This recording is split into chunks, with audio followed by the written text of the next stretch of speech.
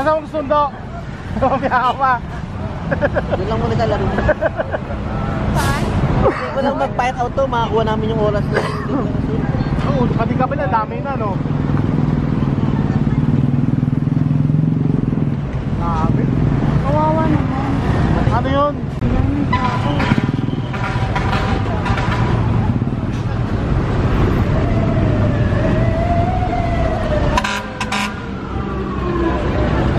Ano, tapos na barn? Divisoria, may kulong. Teka, Kentucky. Kilala mo yun, malamang nakakasalamin. Siguro sa mata. Mata ba?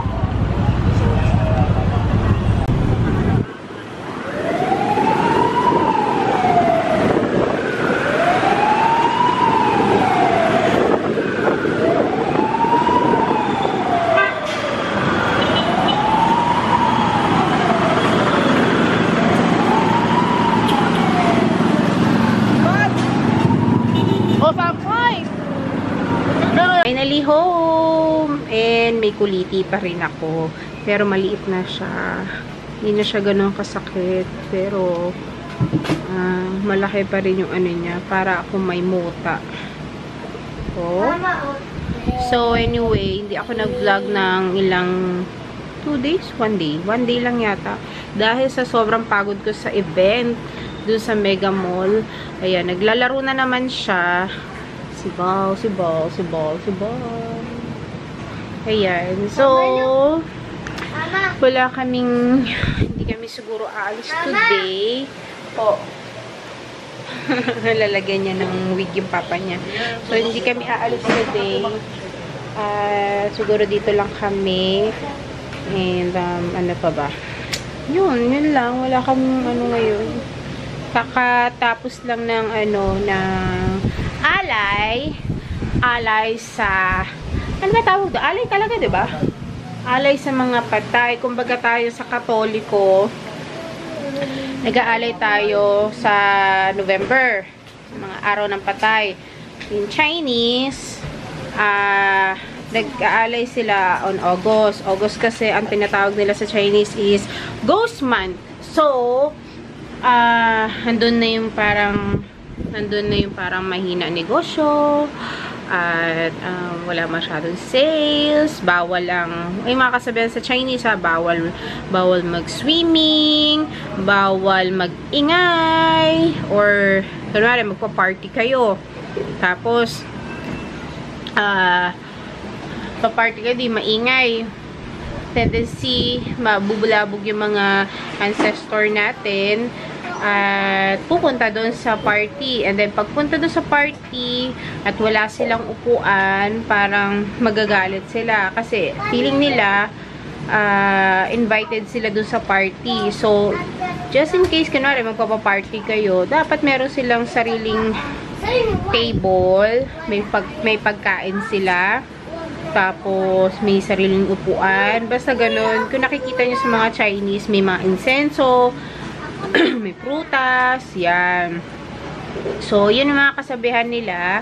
Tapos, tayo naman mga, nakagawian mga Pilipino, ano ba? November tayo diba? Nag-celebrate. Tapos, ano ba? Nangangawit kasi kamay ko. November tayo nag-celebrate. Pumunta tayo ng sementeryo.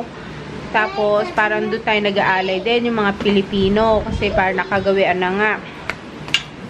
So, ayun. Yun ang mga difference ng Filipino and Chinese. But, pag Filipino-Chinese kayo talaga, as in Filipino slash Chinese, mag-aalay kayo ng August, mag-aalay din kayo ng November. Yun. So, kung ganun yung nakagawian nyo, sundin nyo na lang. Yun lang, yun yung mga ganap kahapon. Nag-alay nga. Tapos, ayun. Yun na yung pinaka-alay, diba? Sa etong wala na, no? So, yun lang yung pinaka-alay kahapon. Tapos, yung alam ko mag-e-end yung ghost month sa September 19 or 20. So, 1 month siya. Buti nga yung birthday ko. Hindi pa tumapat to sa ghost month. My goodness. Kinabukasan ghost month na. Kaya, ayun. So, sinabi ko na lang sa mga bata, huwag kayo mag-ingay, huwag kayo ganyan, huwag ganyan. Ayun. So, yun lang ang aking masasabi sa Filipino and Chinese tradition. So, ano pa ba yung mga tradition ng Chinese and Filipino? Well, in Pasko naman, sa Pasko, ano ba? Sa Pasko, kailangan may may lechon sa Chinese, 'di ba? Kailangan may lechon. Mga bilog-bilog lang sa mga Pasko, kailangan kompleto yung mga fruits, mga bilog-bilog.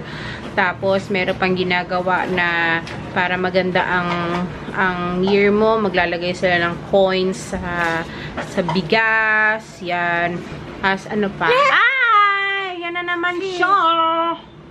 Ayan. Tapos, ano pa? May lechon, may prutas, may spaghetti, may pansit, ano pa? May kakanin, pikoy, chocolate, candies, chocolate na money, ano pa? Matang, 'di ba? Mga ganon. Sa Chinese 'yun.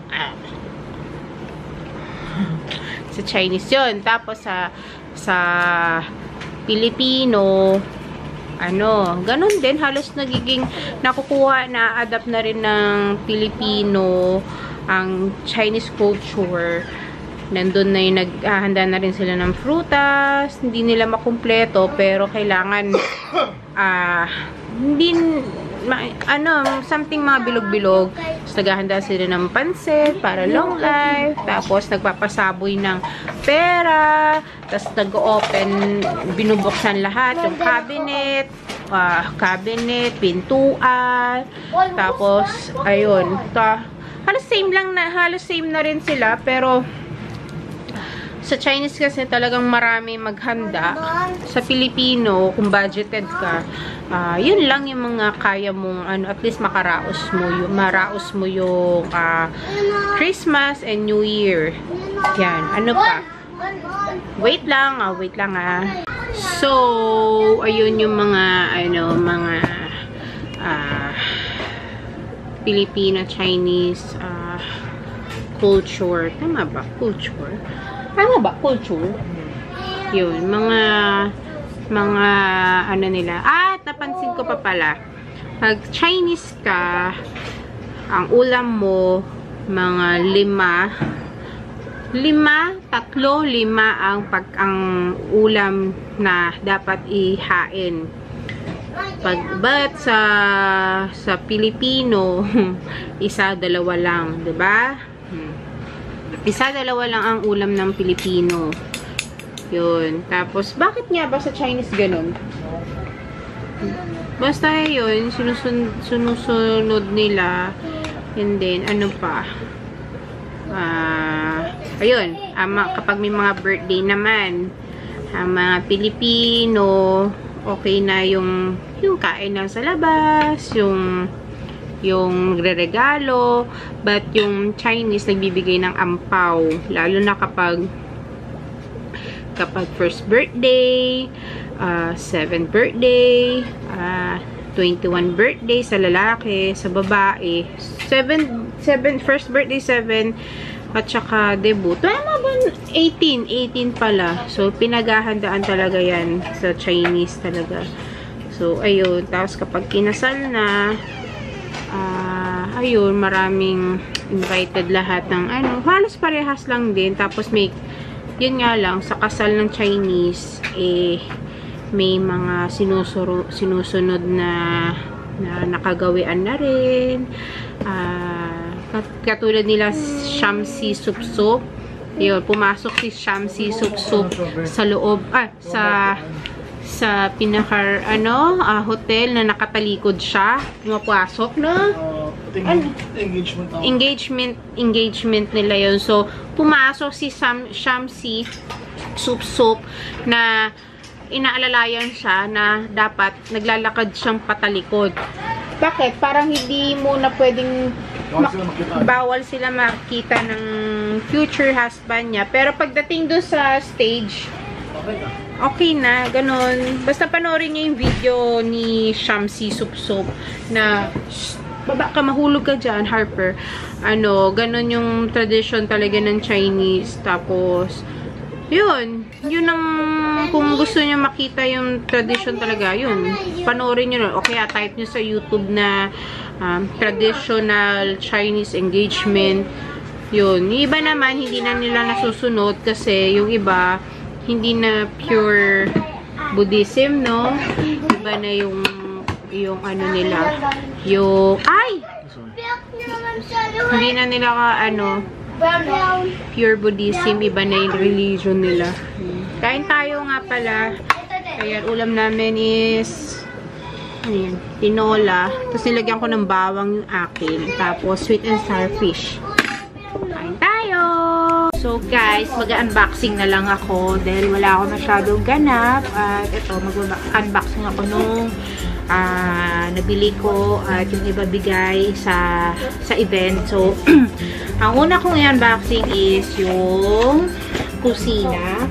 Itong kusina na to, nakita ko to sa sister ko na nag-sponsor sila sa sister ko. Tapos yung ginamit ko siya, sobrang patak lang, sobrang mabula na siya. So, ito yan. Ang flavor niya is grapefruit lemon zest. Mabango siya. Tapos, ito naman green is lemongrass citrus. Yan. Tapos, ginger yuzu peel. Yan. So, lahat yan, na-testing ko na siya and thumbs up sa akin. So, kung gusto niyo mag-invest yung talagang sa ikakalinis ng pamilya or ikakaganda ng pamilya, bili kayo ng ganito. Ayan. Mabula talaga siya. Kaya, dalawa binili ko kasi stock yung isa. So, ayan. Next is Nan Kid from Nestle. So, nag-sponsor ang Nan Kid doon. So, libre tong nakuha namin. So, sayang to. Kinuha na lang namin. At, ang gagawin ko dito is halo ko siya kasi nido yung tinitake nila. So, gagawin ko, ihahalo ko to doon sa nido para para mainom pa rin nila. So, ayan. Ayan siya. Next is yung Baby First. Baby First. So, meron silang free. Ayan. Shampoo to. Shampoo and 2-in-1 shampoo and shower gel. Ayan. Mabango siya. Kasama niyang free is itong wipes. So, 4 yung binigay nila sa akin na ganito. Right. So, meron pang isa. Teka, papakita ko pa yung isa. Ayan, may shampoo. Ayan, parehas lang. Yung isa, pump. Yung isa, hindi. So, milky. Alam ko milky to. Mabango. Milk. Mabango. Meron sa mall lang ganito. Yan.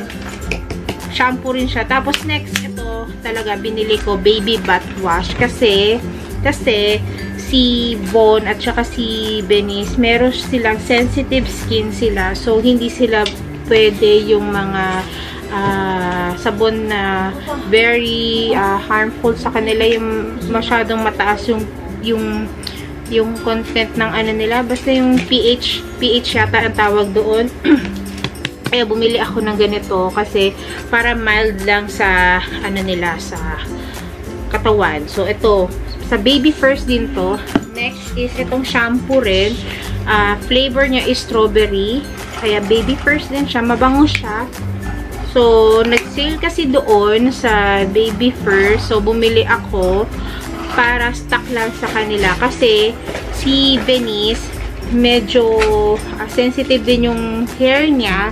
Kaya, hindi siya pwede yung ordinaryong shampoo na ginagamit natin for adult, like yung mga dab. Kahit i-dab siya, parang medyo naglalagas siya. So, bumili ako ng ganito para sa kanya. Si Matt, hindi naman ganun ka-sensitive.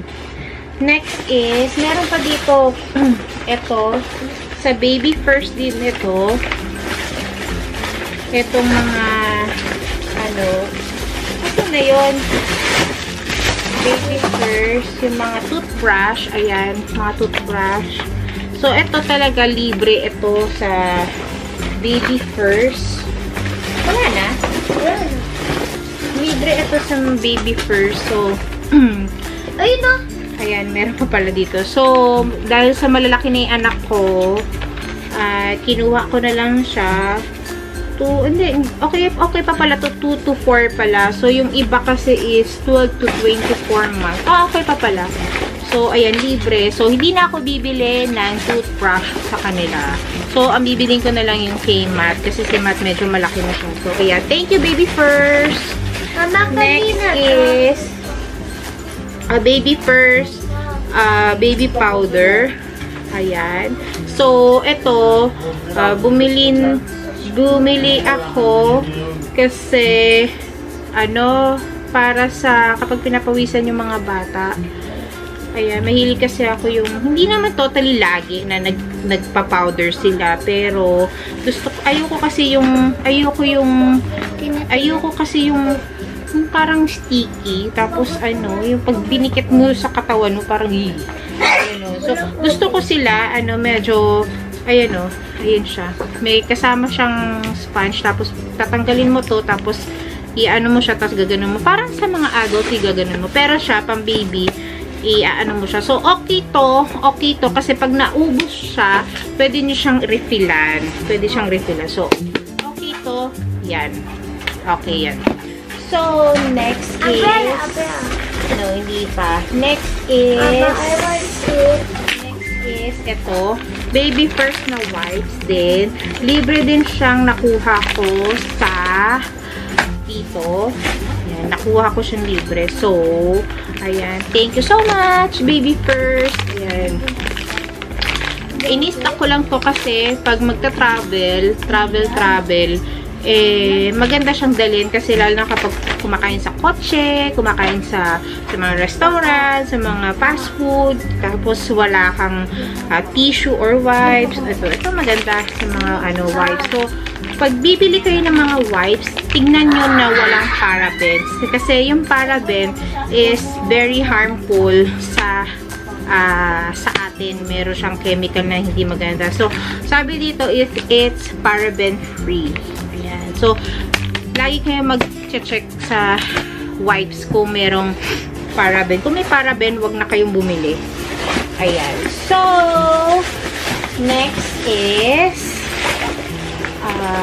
ayan pa pala. Ayan pa. So, meron ako. Yung ibang kasi nito, binigay ko sa pamangkin ba? Tama, no? So, pamangkin namin ni Val na si Baby Marco na kapatid ni Michelle, na kapatid ni Val. So, gusto lang namin i-share yung mga natanggap namin. So, binigyan namin sila, si Michelle ng stuff ng pang baby. Ayan, binigyan din namin yung mga ganyan, mga baby wipes. And then, may libre din kasi sa Tempra. Binigay namin na lang yung mga gamot din na nakuha kong free sa Tempra. Wala naman din bata na baby sa amin, kundi si Baby Marco lang din. So, yung mga Tempra, binigay namin sa kanya. Kasama yung mga Baby First, may wipes, and yung Cerelac na mamaya ko Next is ang nabili ko is Tempra.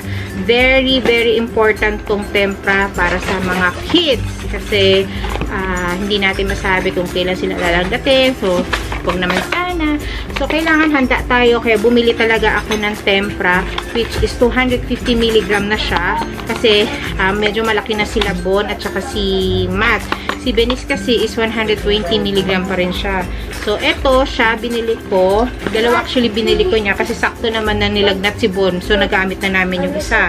So, binigyan ako ng tempra ayan, ng ito, mug, plastic bottle.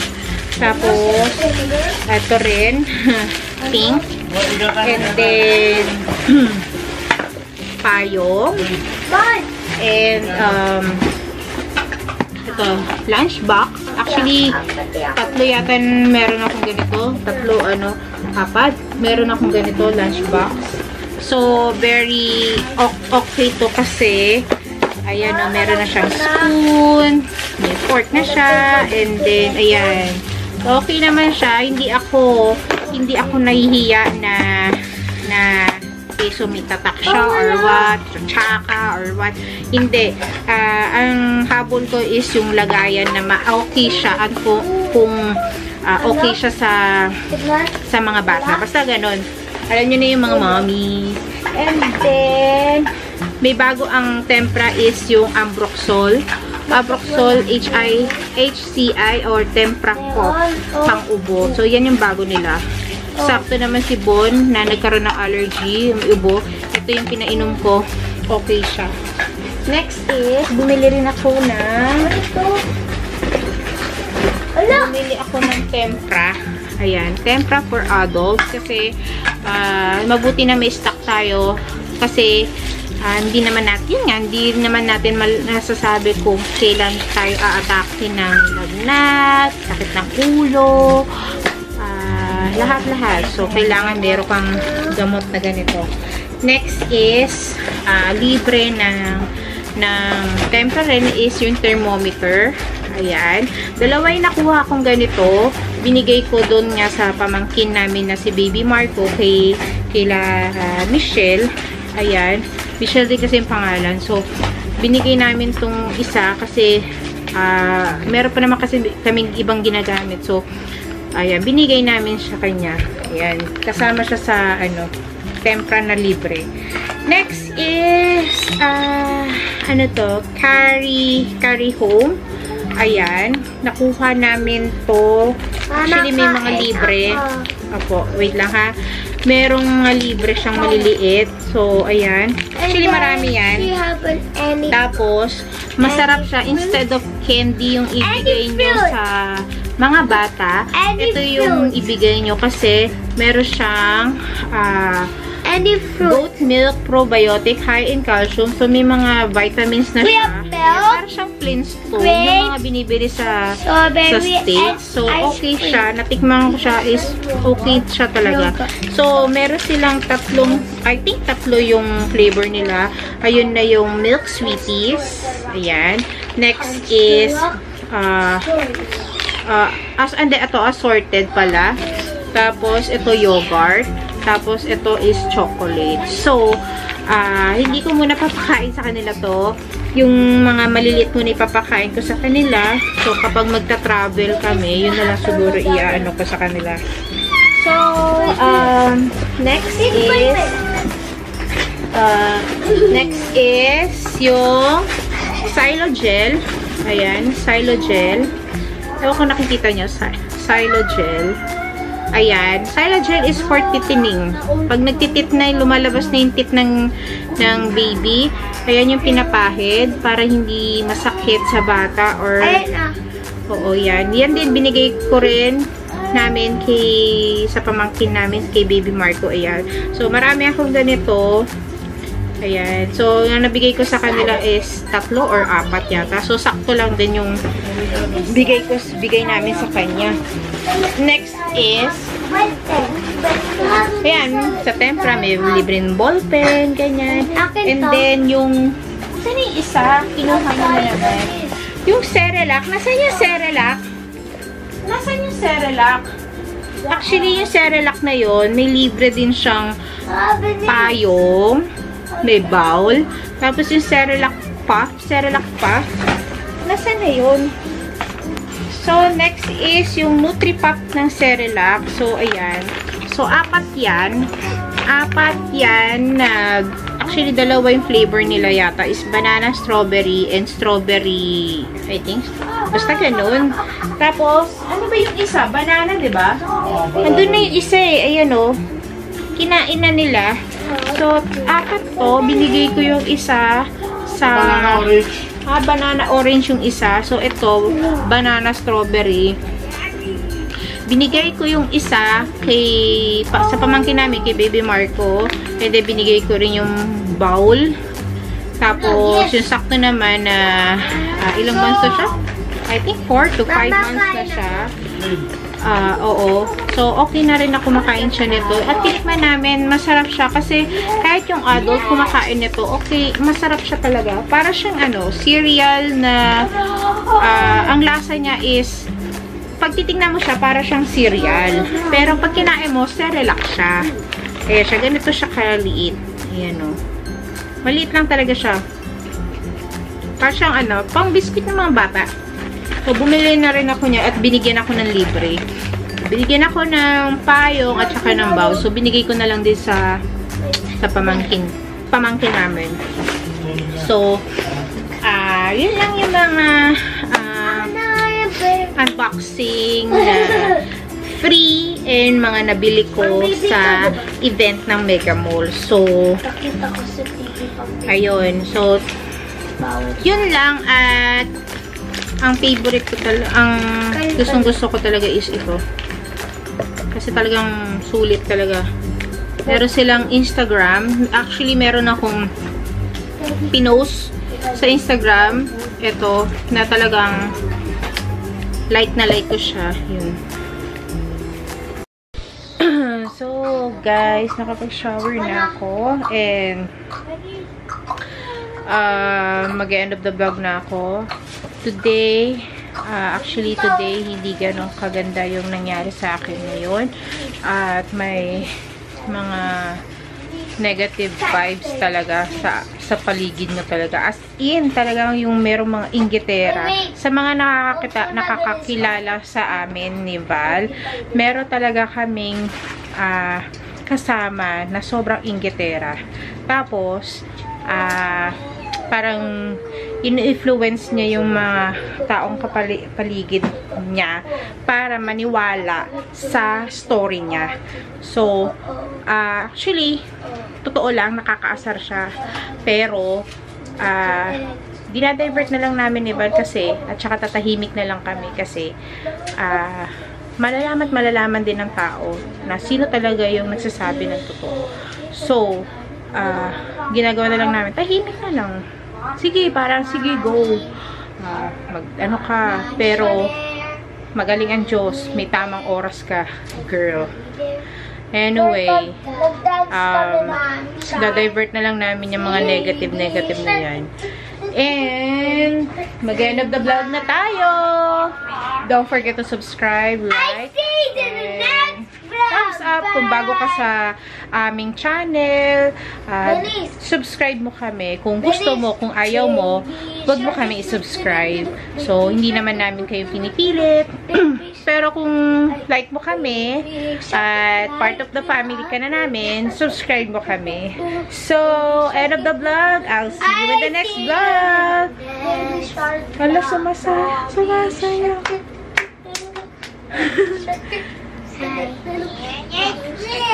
Naglalaro na naman yung isa. Ayan. Say good night. Good night, everyone. Okay, good night, Neverland. I'll see you in the next vlog. Bye. Bye. See you in the next vlog. Bye. Peace.